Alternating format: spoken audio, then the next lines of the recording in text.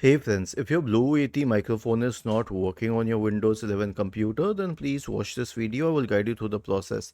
Now see, here's the thing. I have been using condenser microphones for very long, so I know the exact cause behind all this problem. Right click on the start button and select settings from the menu. Go to the system tab and select sound.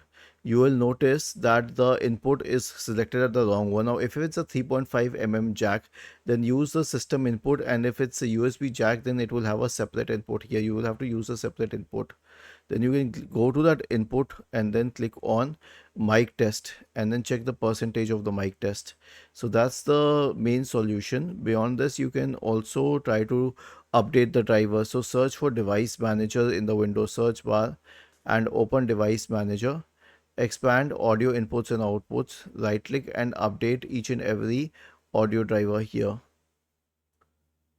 Was this helpful? If yes, then please subscribe to the channel.